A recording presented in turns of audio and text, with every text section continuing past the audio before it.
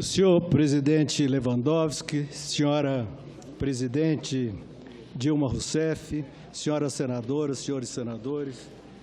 Presidente Lewandowski, eu primeiro queria confessar aqui que acabei de fazer uma descoberta, para mim, absolutamente surpreendente. Émile Zola não nasceu na França, nasceu na Paraíba e mudou-se para Nova Iguaçu, o que foi uma grande surpresa para todos nós. O Brasil todo reconhece, e não há nenhum senador nesse plenário, presidente, que não a respeite por seu histórico de vida. Ocorre que quem está aqui em julgamento não é aquela mulher que enfrentou a ditadura com bravura. Hoje, nesse momento, a quem ninguém felicita, quem está sob julgamento é a presidente da República, Dilma Rousseff.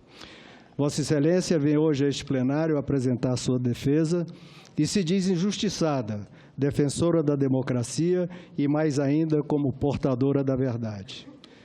Vossa Excelência trouxe ainda a imagem de uma árvore frondosa que está definhando, comparando-a com a economia brasileira, que foi atacada por uma peste daninha, a crise internacional. Vossa Excelência a invoca como causa da nossa tragédia econômica. Esse argumento, no entanto, desaba diante dos fatos. Olhando os anos de 2014, por exemplo, o Brasil cresceu 0%, o mundo cresceu 3,4%, a América Latina cresceu 1,3%, os emergentes como nós cresceu 4,6%. Pegando um vizinho nosso, que depende também das commodities, cresceu 5,2%. Portanto, não há qualquer correlação entre a crise internacional e a nossa tragédia econômica. Voltando à figura da árvore, trazida por Vossa Excelência, a sua raiz, a base sobre a qual se sustenta é a credibilidade. E não pode haver credibilidade quando o governo não é transparente sobre os números. Sem esse fertilizante não há como vicejar. Além disso, nossa árvore foi sendo carcomida, aos poucos, por fungos e bactérias das mais malfazejas. O fungo da corrupção, que se espalhou pelo tronco e quase destruiu galhos robustos, como a Petrobras e a Eletrobras. A bactéria da incompetência, que contaminou a seiva daquela antes frondosa árvore, espalhando-se pelos diversos ramos da administração pública. A verdadeira gênese da crise brasileira reside, portanto, na falta de credibilidade do governo brasileiro diante da população e do mercado nacional e internacional. Vossa Excelência diz também que será um crime se este Senado condenar uma pessoa inocente, que seria uma injustiça, o impeachment de uma presidente da República por tão pouco, minimizando a gravidade dos atos praticados. É preciso que os brasileiros compreendam que a verdade é que as chamadas pedaladas, os decretos de crédito suplementares ou financiamento da dívida por bancos públicos em 2015, prática que se estendeu por anos dos governos petistas, são apenas a ponta do iceberg, aquilo que surge acima da superfície. São apenas parte de um processo que se inicia com a chamada contabilidade criativa, que foi um instrumento de enganação. Um premeditado e ardiloso esquema para mascarar os reais dados da economia, escondendo a todos os brasileiros a sua debilidade, às vésperas das eleições de 14.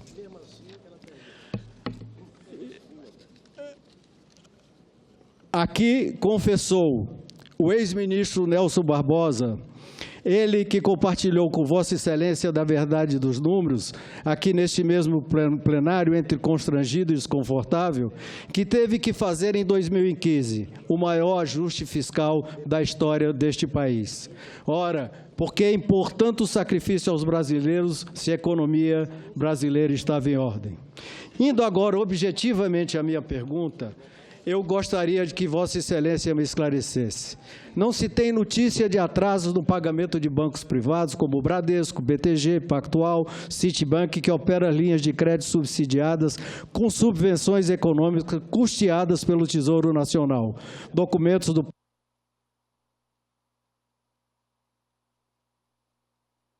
Vossa Excelência quer complementar, não é? Vossa Excelência, por gentileza, complemente. Informo que os pagamentos eram feitos religiosamente a esses bancos privados todos os meses. Por que essa diferença de tratamento? Ou Vossa Excelência privilegiava a banca privada, contradizendo todo o seu discurso, a senhora Presidente da República, se valeu premeditadamente do seu poder de controle sobre bancos públicos para financiar a dívida do seu governo, infringindo a legislação, incorrendo assim em crime de responsabilidade. Muito obrigado, presidente. Obrigado, senador Tássio Gereissati. Devolvo a palavra ao eminente presidente da República. Senhor senador Tássio Gereissati, vou responder com grande interesse às suas considerações.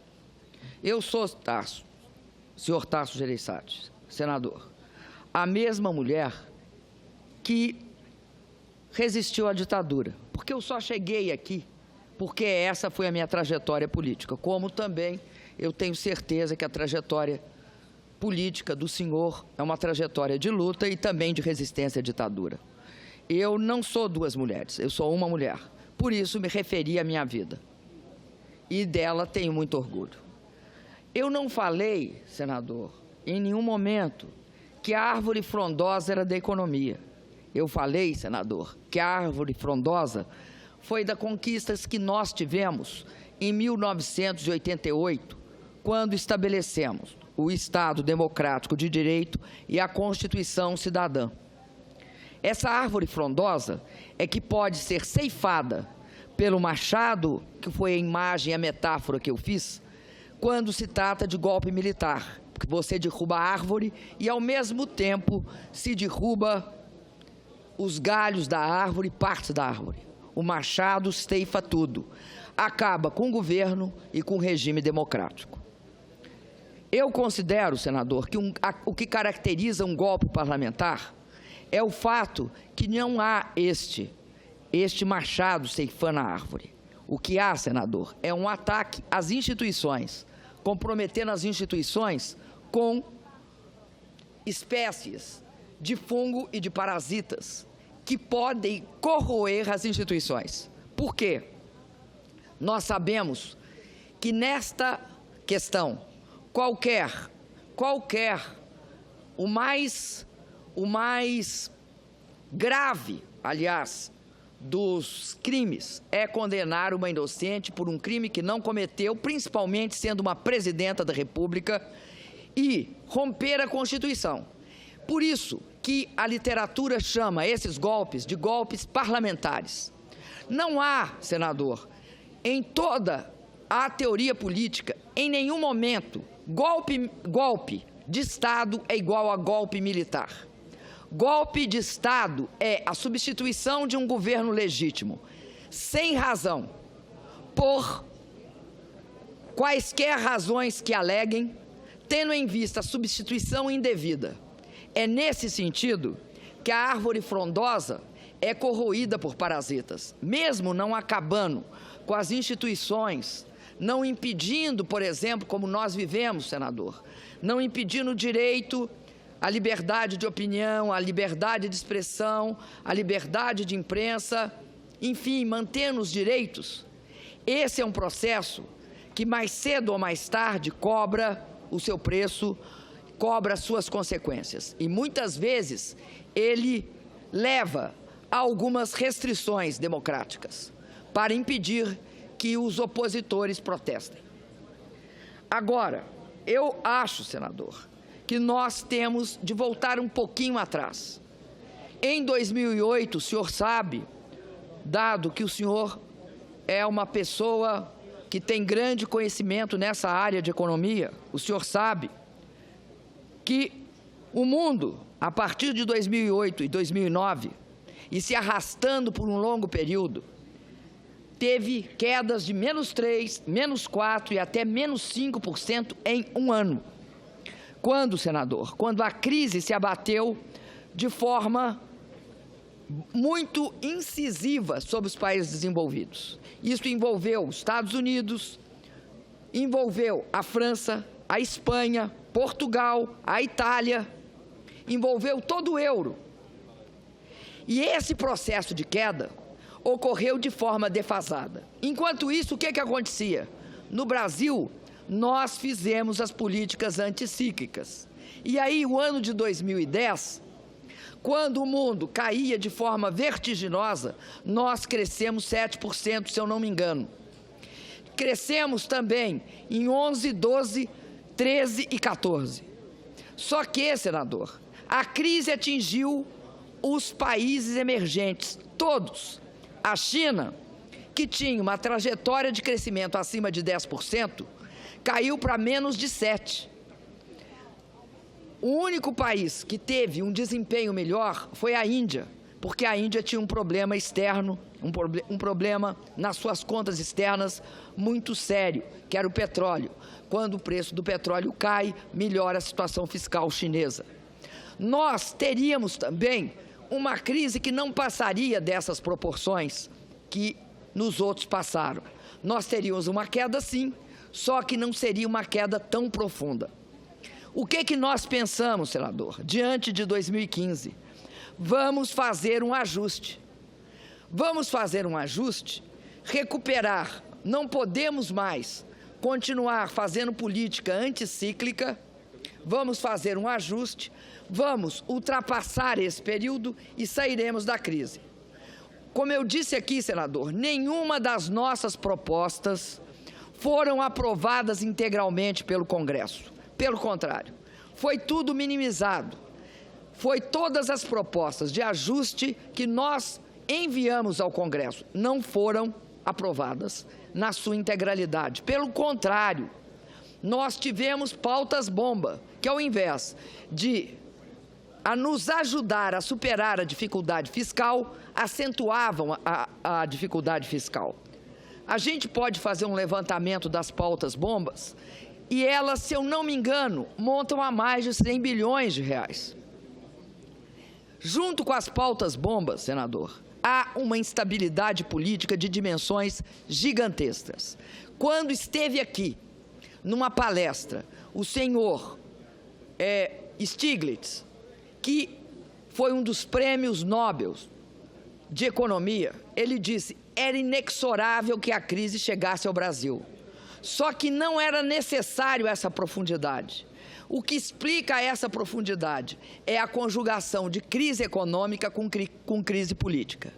Esta instabilidade é inquestionável, senador, diante do fato que a Câmara Federal não funciona de fevereiro até 5 de maio, não tem uma comissão indicada. Se isso não é boicote, eu não sei o que é boicote político.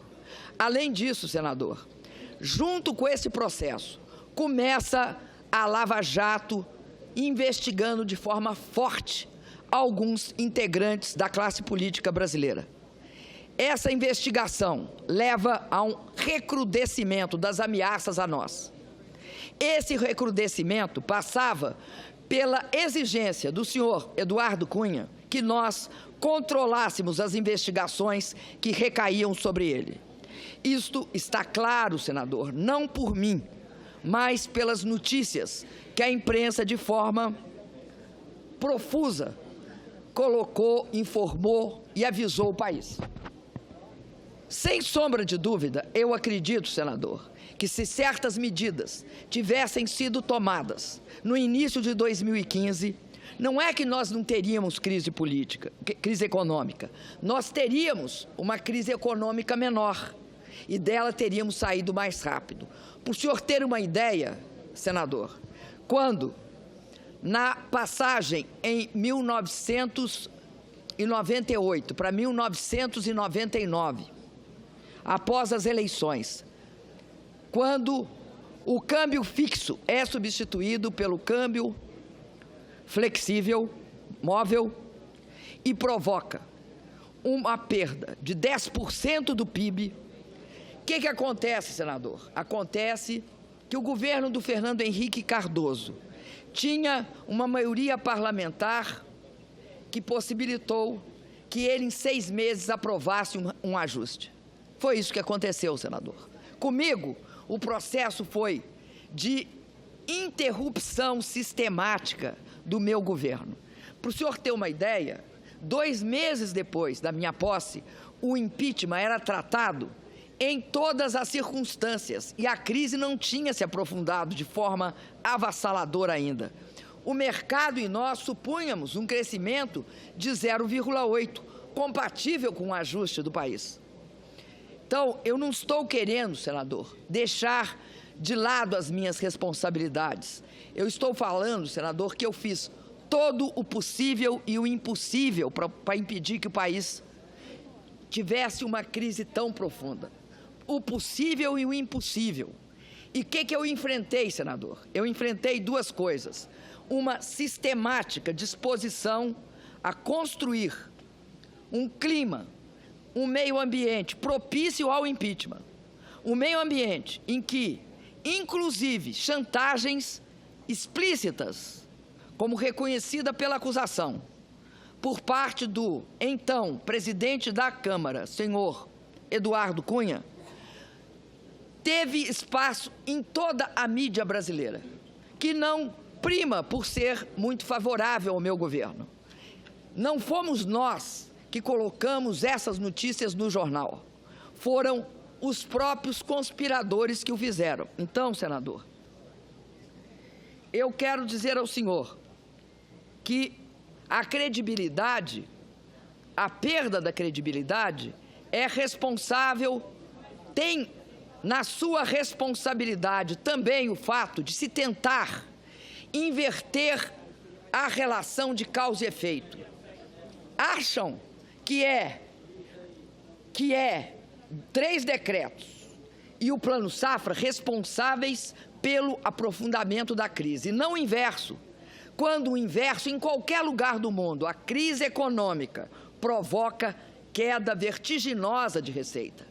Nós tivemos uma perda de 180 bilhões e não havia, por parte dos senhores parlamentares da Câmara, nenhuma sensibilidade para aprovar as medidas necessárias para o país sair da crise. Se nós continuarmos nessa batida, a crise este ano vai se aprofundar ainda mais e no ano que vem não vai ter recuperação.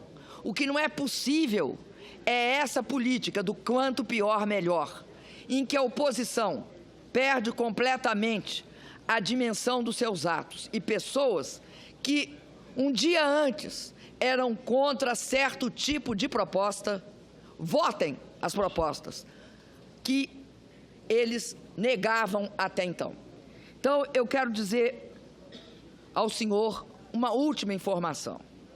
O Plano Safra, que é fundamentalmente financiado pelo Banco do Brasil, mais de 85%, eu acho que é mais de 90%, dos recursos, são recursos operados pelo Banco do Brasil desde que o plano começou.